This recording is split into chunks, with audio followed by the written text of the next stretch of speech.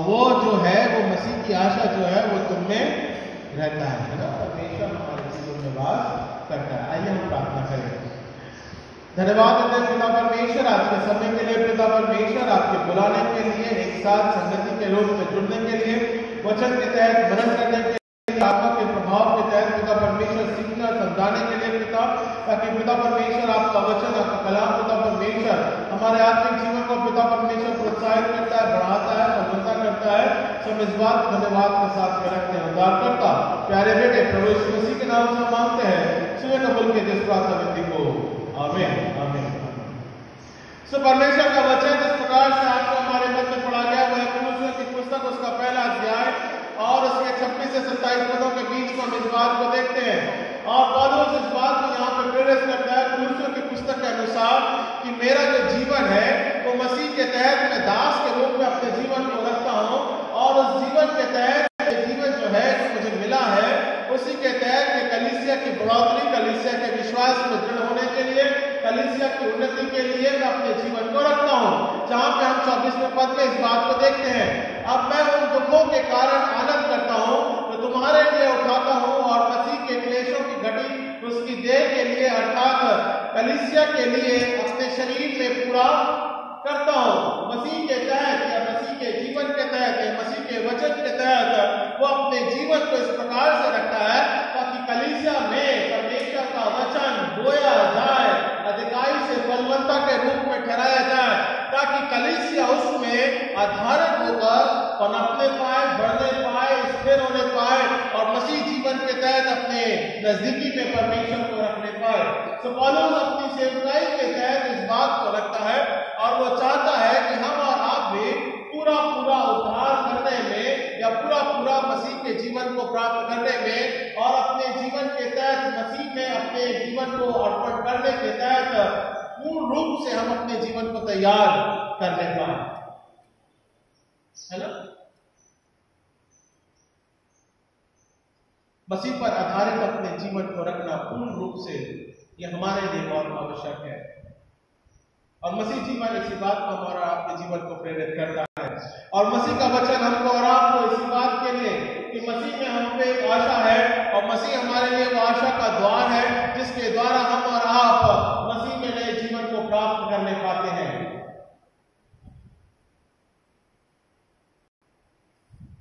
और मसीह का वचन हमको और आपको उसके प्रेम में, उसकी आशा में एक नए जीवन के रूप में, एक ज्योति के रूप में प्रकाशित करता है। अगर हम परमेश्वर के वचन में से इस बात को सीखेंगे और जानेंगे कि मसीह की आशा किस प्रकार से हमारे और आपके जीवन में एक सामर्थ के रूप में कार्य करती है, मेरे लिए निकाल लीजिए प्रेरितों के काम उसका 4वां अध्याय और 12वां पद। प्रेरितों के काम उसका 4वां अध्याय और 12वां पद। मसीह की आशा में हम हमारे जीवन को किस प्रकार से आधारित करते हैं और हम उद्धार रूप में किस प्रकार से प्रभु यीशु मसीह को देखते हैं। प्रेरितों के काम उसका 4वां अध्याय और 12वां पद। क्या लिखा है? मिला किसी को? पढ़ो किसी दूसरे के द्वारा उद्धार नहीं। हाँ, किसी दूसरे के द्वारा उद्धार नहीं। पौलुस अपने कलीसिया के तहत कुलुस्सियों के मध्य में अपने जीवन को रखता है। मैं दास हूँ, इस बात को मैं प्रकट करता हूँ, और भले ही मेरे देह या मेरे शरीर का भी किसी प्रकार से बलिदान मैं अगर करना चाहता हूँ तो मैं कर देता हूँ, पर इस बात को मैं कलीसिया के मध्य में बहुत स्पष्ट रूप से कहता हूँ, किसी और के द्वारा उद्धार। प्रेरितों के काम इस बात को बताता है। कुलुस्सियों की पुस्तक में पौलुस अपने जीवन को रखता है और यह स्पष्ट करता है कि किसी और के द्वारा उद्धार नहीं है, केवल प्रभु यीशु मसीह के द्वारा। आगे क्या लिखा है? क्योंकि स्वर्ग के नीचे मनुष्य में और कोई दूसरा नाम नहीं दिया, क्योंकि ऊपर जो स्वर्ग के ऊपर है और पृथ्वी के नीचे जो है कोई दूसरा नाम नहीं है और जिसके द्वारा हम उद्धार पा सके। और उद्धार पा सके। उपनिषद जिस प्रकार से कहता है परम पद प्राप्ति के लिए जिस प्रकार से हमारा जीवन ठहराया गया है, वहां पर उपनिषद इस बात को ठहरा के कहता है केवल और केवल परमात्मा है जिसके द्वारा वो परम पद प्राप्ति के तहत अपने जीवन को रखता है और वो अर्पण करता है, और उस अर्पण करने के माध्यम के द्वारा हमको और आपको उद्धार की निश्चितता प्राप्त होती है। ये उपनिषद इस बात को यहाँ पे ठहरा के कहता है। उपनिषद उसका 3 और 7वें पंक्ति में हम इस बात को देखते हैं, और हम और आप प्रेरितों के काम में भी इन बातों को खुला निरंतर एक जीवन के रूप में बने रहने के लिए कहता है। कोई और दूसरा परम पद या स्थान नहीं है, बल्कि प्रधानता जो है वो परमेश्वर में है और वो हमको और आपको नया जीवन देता है। इस बात के तहत कि मसीह हमारे लिए उद्धार के रूप में प्रकट होता है, कोई और दूसरा नहीं है जिसके द्वारा हमें उद्धार प्राप्त होता है। परमेश्वर का वचन हमको और आपको प्रेरित के काम के अध्याय के अनुसार और पौलुस के जीवन के रूप में इसी बात को विश्वास की दौड़ को पूरा करने के लिए प्रेरित करता है।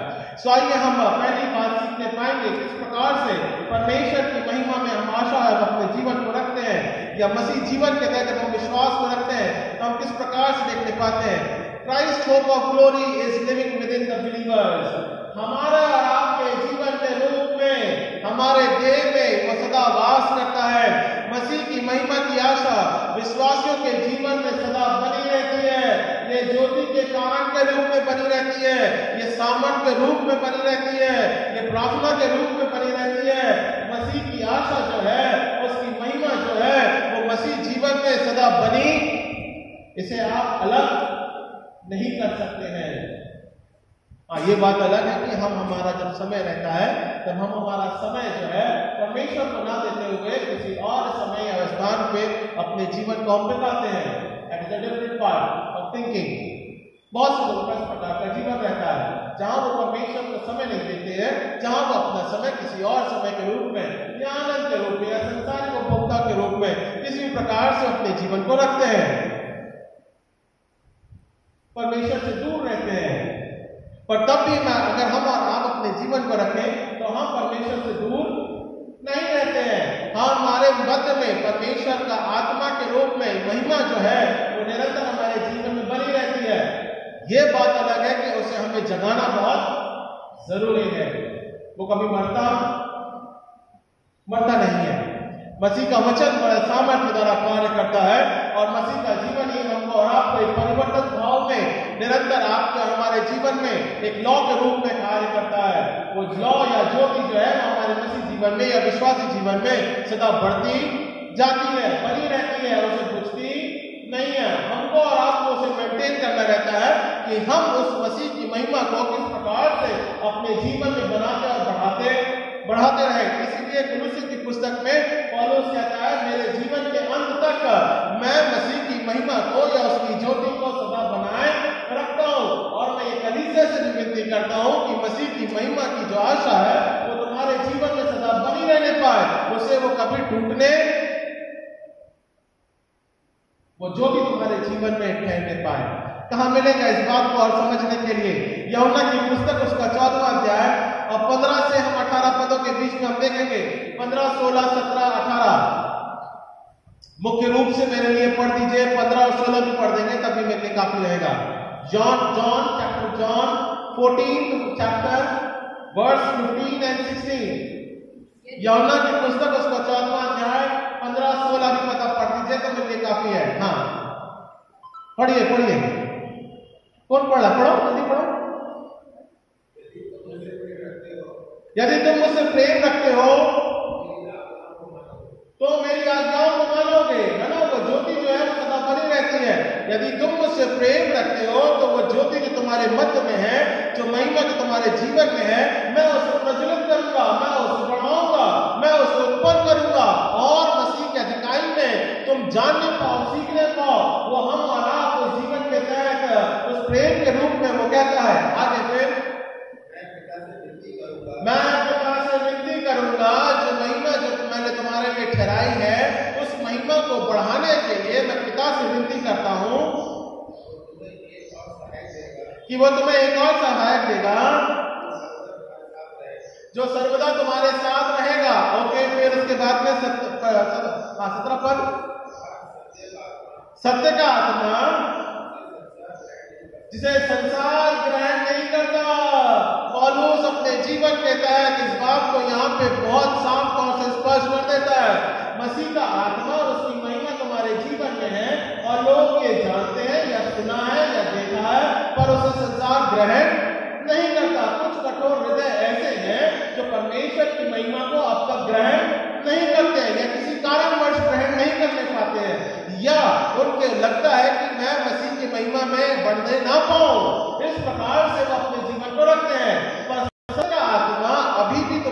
जीवन में सक्रिय रूप से क्रियाशील रहता है, एक्टिव वर्क के रूप में रहता है, ताकि वो तुम्हारे जीवन में आत्मा के साथ में कार्य को गति प्रदान कर सके या महिमा को बढ़ा सके। पर वो आत्मा, सत्य का आत्मा तुम्हारे जीवन में अब भी कार्य करता है, पर संसार उसे किसी भी कारणवश ग्रहण नहीं करता है। That is a different part. आगे फिर क्या लिखा है? क्योंकि वह ना उसे देखता है ना उसे जानता है, तुम उसे जानते हो। जो लोग विश्वास रखते हैं मसीह के नाम की महिमा के रूप में ठहराता है, भले ही परमेश्वर दिखता नहीं है, वो सत्य का आत्मा प्रकट नहीं होता, वो सत्य का आत्मा भले दिखाई नहीं देता, स्पष्ट रूप से हम उसको देख नहीं सकते, पर हम ये विश्वास रखते हैं कि मसीह का आत्मा हमारे जीवन में है, मसीह की महिमा हमारे जीवन में है। यदि हम इस विश्वास को अपने जीवन में बनाए रखें, तुम ये विश्वास रखते हो, तुम उसे देखने पाते हो और तुम उस विश्वास को अपने जीवन को बनाने पाते हो। हाँ, क्योंकि वह ना देखता है और ना, आगे पढ़ेंगे, क्योंकि वो तुम्हारे साथ रहता है और वो तुम में होगा। It is there with you और क्राइस्ट इज विद यू।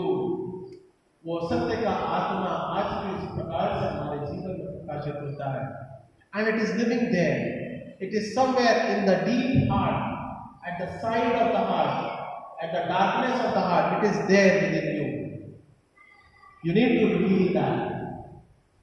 हमको और आपको उसे प्रज्वलित करना बहुत जरूरी है, उसे ज्योति और उसे गति प्रदान करना जरूरी है। उसके नाम की महिमा के तहत अपने जीवन को बढ़ता हुआ देखना बहुत जरूरी है। It is there with you. उसे जानना बहुत जरूरी है, उस पर मसीह के अपने जीवन को रखना बहुत जरूरी है, उसे परखना बहुत जरूरी है, उसे गति प्रदान करना जरूरी है। दिया देखा है? दिया देखा है? हो रहा है कि जाग रहा है? दिया देखा? कैसा होता है दिया? हाँ, मट्टी का होता है ना, मट्टी वाली बात। आजकल तो आ गया होता है, बराबर है। दूसरी लोग अगर आप ये रूप में चलाओगे तो फ्रंट फाइटर को और पट चल जाएगा। ठीक है ना रेणु सिस्टर? गलत तो नहीं बोल रहा, बराबर है? मट्टी के लिए कुछ बात ही खास अलग होती है। तो क्या करना पड़ता है मालूम? पानी को रात भर पानी में रखना पड़ता है ताकि वो तेल ना सूखे। तेल ना सूखे, है ना? मतलब ज्यादा लगाओगे। मट्टी के लिए बहुत ज्यादा तकलीफ रहती है, बनाना तकलीफ का कारण होता है, टाइम लगता है। That is the different part. फिर उसको जलाने के लिए आपको एक रात पानी में सुखाना पड़ता है, ठीक है ना? और फिर उसके बाद में उस पानी में सूखने के बाद में दिया में तेल डालना पड़ता है, घी का किसी प्रकार से आप समझो। फिर बाकी उसकी कॉटन की बनानी ऐसी रहती है, क्यों कॉटन की बनानी? फिर क्या करना पड़ता है? बाकी को भिगोना पड़ता है तेल में, घी में। फिर आप उस बाकी को, ऐसा भी नहीं होता है कि वो जल जाता है, वो बुझ भी जाता है, क्योंकि बराबर तेल अगर उसके समीकरण में नहीं रहेगा तो वो जलेगा। देखा है दिया? देखा है दिया? वो ध्यान से पता नहीं बात सब क्या होता है, कौन सा टेक्निकल लगाते पूरा है।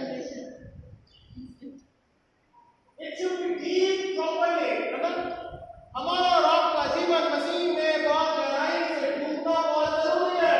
जब तक वो डूबेगा नहीं तब तक वो लौ पैदा। एक बात समझ में आई, सुनने में देखिए होता है। हमारा जीवन एक बात ही है, प्रभु यीशु मसीह दिया है, वो चाहता है कि हमारा दुनिया के समान बने रहे। और जब तक बाकी में लौ नहीं पड़ेगी, जब तक प्रभु यीशु मसीह का वचन तेल के रूप में कार्य नहीं करेगा, तब तक वो बाकी और दिया इधर नहीं। मेरी मेरी बात समझ में आई? समझ में आ रही है मेरी बात?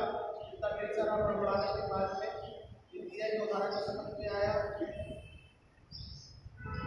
मसीह के नाम की महिमा का अगर प्रकट करना है तो वो दिए के समान अपने उस बाती में तेल बनना बहुत जरूरी है, ताकि वो मसीह की ज्योति जो है वो हमारा आपके जीवन में प्रज्वलित होने पाए, बढ़ने पाए, या आग निरंतर ठहरने पाए, ताकि मसीह का सामर्थ्य वचन अधिकाई से हमारे जीवन में कार्य करने पाए। और इसीलिए पौलुस पहले पौलुसियों की पुस्तक के अनुसार इस बात को प्रेरित करता है,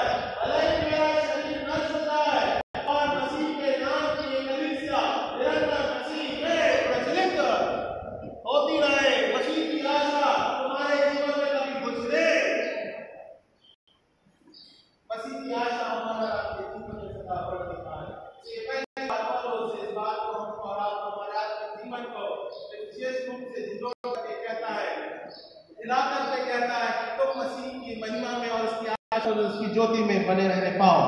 ओके, ये हो गई पहली बात। दूसरी बात इस प्रकार से प्रकट करता है, The Christ hope of glory gives eternal presence in the believer। हमको और आपको एक अनंत काल की आशा प्रदान करता है। मसीह विश्वासियों में हमको और आपको एक ज्योति प्रदान करता है, और वो जो अनंत काल की आशा है वो हमारे पृथ्वी में रहते हुए परमेश्वर ने हमको वो स्थान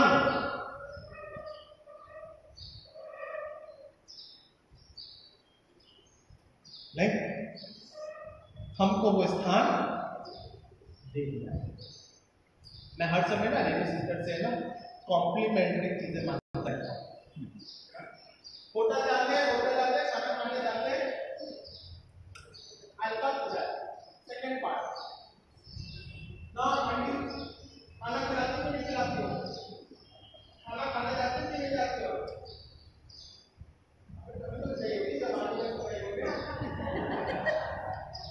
डॉक्टर साहब होटल में जाते ना खाना खाने, अगर कोई बड़ा फंक्शन ऑर्गेनाइज किया हुआ होटल में, यू आस्क दैट, है ना, कॉम्प्लीमेंट्री क्या दे रहे हो बाबा?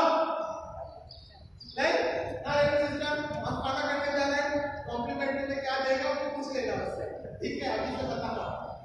ओके, हम कॉम्प्लीमेंट्री क्या करते हैं? Because we want to have on top of that, है ना, क्यों हम मांगते हैं? Because we want to have something on, मतलब कुछ बड़ा चीज होना चाहिए, है ना। तो प्रभु यीशु मसीह ने हमको पृथ्वी में रहते हुए complimentary gift already it is on the top of that. बाबा तो पृथ्वी में रह रहे हैं, कोई प्रॉब्लम नहीं है, यू लिव योर लाइफ, कोई दिक्कत नहीं है। पर मैं तुमको पहले तुम्हें मालूम है मनुष्य नेचर है, कॉम्प्लीमेंट मांगेगा नहीं मांगेगा। बाबा मैं कहीं पे भी जाता हूँ, मैं भी कॉम्प्लीमेंट्री मांगता हूँ, ले आइए, है ना। हम तो जाते हैं या कश्मीर घूम जाइए, क्या कॉम्प्लीमेंट्री लेकर आएंगे? ठीक है, तो हम और आप कहीं ना कहीं भी जाते हैं, हम क्या बोलते हैं? ऑन टॉप ऑफ दैट तुम क्या देते हो ना, जो ऐसा दूसरा दिखा रहे हो, भैया एक्स्ट्रा क्या दोगे? पैसा तो पूरा ले रहे हो, इसके अलावा क्या दोगे डिस्काउंट के साथ? तो प्रभु यीशु मसीह बोलते हैं ये मनुष्य है, पृथ्वी में रहेगा, ये दिमाग अपना संतुलन बढ़ाएगा, इनको कॉम्प्लीमेंट्री और डेफिनेट होना चाहिए, है ना। इसमें बिगड़ना, तालमेल नहीं, खराब होना, तो प्रकाशित बात में उसने पहले कॉम्प्लीमेंट्री कर दिया रखा है।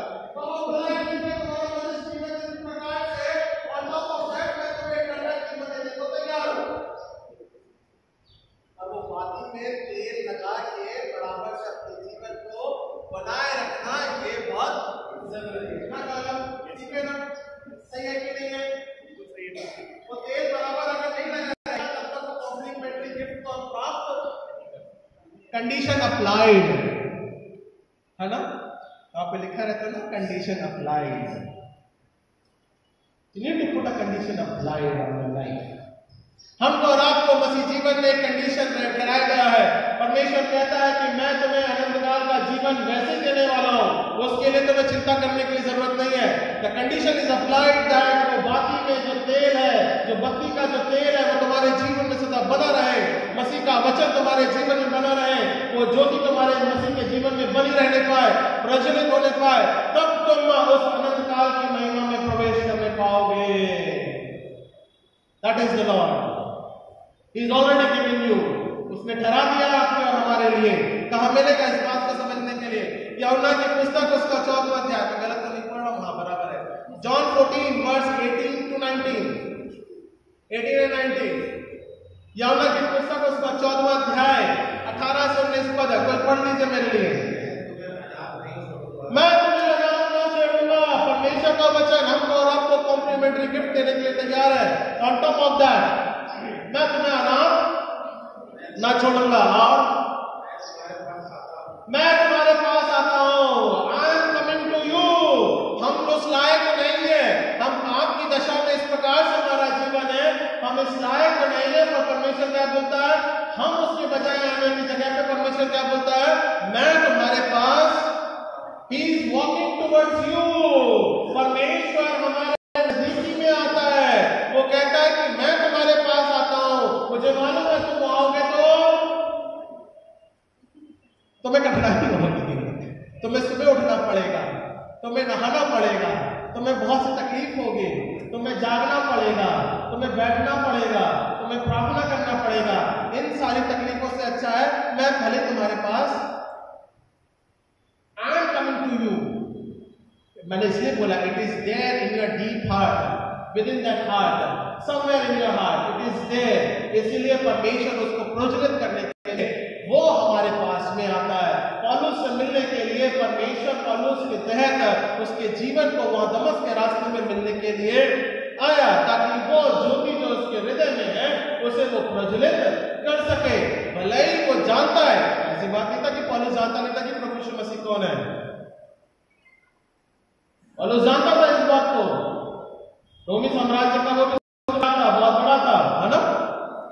एक आर्मी का सुपर सलार था वो, किसी बात थोड़ी था, वो बहुत पढ़ा लिखा था, किसी बात की कमी कमी नहीं थी। उसको धर्म ग्रंथ याद थे, बाजुबानी पूरा कार्य करता था वो जानता था, इसलिए मसीहों को सताने के लिए वो जा रहा था। प्रभु यीशु मसीह बोलता है ठहर जा, तो मेरे आने से अच्छा, मेरे विरोध करने से अच्छा मैं ही तेरे पास में आ जाता हूं और उसको परिवर्तित करता हूं। 3 दिन तक वो परिवर्तन के रूप में पड़ा रहा, और फिर उसके बाद में मसीह की ज्योति जिस प्रकार से जले, वो इस प्रकार से जले कि वो अपने जीवन के बलिदान, कुलुस्सियों की पुस्तक के अनुसार इस बात को परमेश्वर के नाम की महिमा को प्रकट करता है। ये उदाहरण है, मेरे लिए पढ़ दीजिए। मैं तुम्हें अनाथ न छोड़ूंगा, मैं तुम्हारे पास आता हूं। 19वां पद, और थोड़ी देर रह गई है और संसार मुझे ना देखेगा, परंतु तुम मुझे देखोगे। इसलिए why? Because I am alive, and when I am alive, परमेश्वर का वचन इस बात को प्रकाशित करता है कि तुम भले ही में इस बात को विश्वास रखो या ना रखो, पर मैं जीवित हूं और मैं वो अनंत काल के साथ में तुम्हें भी वहां पे स्वर्गीय राज्य में जीवित आशा तुम्हें देने के लिए तैयार हूं। हाँ, फिर और क्या लिखा है? और तुम भी जीवित रहो। परमेश्वर की आशा हमारे लिए इस बात को डराती है, एक कॉम्प्लीमेंट्री गिफ्ट देता है। मैं जो जीवित हूं, जिस प्रकार से मैं स्वर्गीय राज की संगति करता हूं, उसी प्रकार से तुम भी अनंत काल की स्वर्गीय राज की संगति करो। मुर्दी दशा में नहीं, कौन सी दशा में? जीवित दशा में तुम अनंत काल की संगति करने का, है ना? ये दूसरी बात है। परमेश्वर के नाम की महिमा के तहत हम और आप उसके नाम की महिमा में एक नए जीवन को प्राप्त करते हैं। ये मसीह की आशा हमारे लिए चलाती है। That is the God's work. तीसरी और अंतिम बात, the Christ hope of glory in God Trinity dwells within the believers. त्रिएकता के रूप में परमेश्वर के नाम की महिमा हमारे जीवन में प्रकट होने पाती है, ठहरने पाती है। पिता, पुत्र और पवित्र आत्मा त्रिएकता के रूप में हमारे और आपके जीवन में सामर्थ्य का कार्य करता है।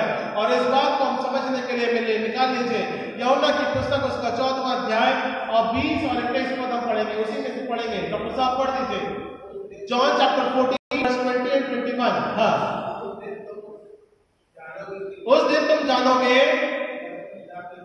कि मैं अपने पिता में हूं और तुम मुझ में और मैं तुम में हूं। इस रिलेशनशिप पिता, पुत्र और हम अपवित्र तीनों निरंतर हमारा और आपके जीवन में वास करता है, और हम और आप उसी के द्वारा एक संगति में, एक जीवन को बढ़ता हुआ देखते हैं। ये किसी महिमा से दूर और कोई बात नहीं है कि पिता हम में है और हम पिता में है। आगे क्या लिखा है? जिसके पास मेरी आज्ञाएं हैं और वह उन्हें मानता है और वही मुझसे प्रेम रखता है और जो मुझसे प्रेम रखता है और उससे मेरा पिता प्रेम रखेगा और मैं उससे प्रेम रखूंगा और अपने आप को उस पर प्रकट। परमेश्वर के नाम की महिमा के तहत वो जो प्रेम रखता है पिता, और पिता अपने पुत्र से और पुत्र हम में अपने प्रेम को बनाए रखता है, इस बात के तहत कि वो हम में और आप में प्रकट होता है ना। तो हम और आप त्रिएकता के रूप में मसीह में उसके आनंद के तहत, उसके नाम की महिमा के तहत बनाए और समझे गए हैं। और पहला कुलोसियों उसके पहले अध्याय के अनुसार हमको और आपको पौलुस इस बात को प्रेरित करता है कि मसीह के नाम की महिमा और उसकी आशा हमारे जीवन में बनी रहे, ताकि पिता, पुत्र और पवित्र आत्मा हमारे और आपके जीवन में एक साथ ठहरने पाए। आइए हम प्रार्थना करें और परमेश्वर के तहत व्यक्ति को रखने पाए कि परमेश्वर का अनुग्रह और उसका सामर्थ हमारे जीवन में बना रहता है। आइए हम प्रार्थना करें। महाराज जिंदर अनुग्रहकारी पिता परमेश्वर, आपके नाम को धन्यवाद देते हैं पिता। एक दिए के रूप में पिता परमेश्वर, एक बाती के रूप में पिता परमेश्वर, वचन जो कि एक तेल के रूप में हमारे जीवन में कार्य करता है पिता, ज्योति के रूप में पिता, महिमा के रूप में पिता परमेश्वर, प्रेम के रूप में पिता परमेश्वर, त्रिएकता के रूप में पिता परमेश्वर, वचन की सहभागिता के रूप में पिता परमेश्वर, अनंत काल की आशा के रूप में पिता परमेश्वर, हम मसीह में जुड़ नहीं पाते हैं पिता परमेश्वर। आप ही पिता परमेश्वर हमारे द्वार है पिता, मार्ग, सत्य और जीवन होना उसके 14वें अध्याय के अनुसार प्रकट करता है पिता। हमारे आत्मिक जीवन में अगुवाई कर, संभाल और अपने प्रभुता में रख, और आपके नाम की महिमा के तहत पिता परमेश्वर इस प्रकार से पौलुस अपने जीवन को मसीह के तहत उसके नजदीकी में महिमा के रूप में ठहराता है, उसी प्रकार से हम भी पिता पौलुस के तहत अपने जीवन को मसीह के नाम की महिमा के तहत प्रकट कर देता है पिता। जो प्रेम है पिता, वो प्रेम मसीह के तहत कर देता है। करता प्यारे बेटे मसीह के नाम से मांगते हैं, सिद्ध कबूल के स्थापना को आमीन।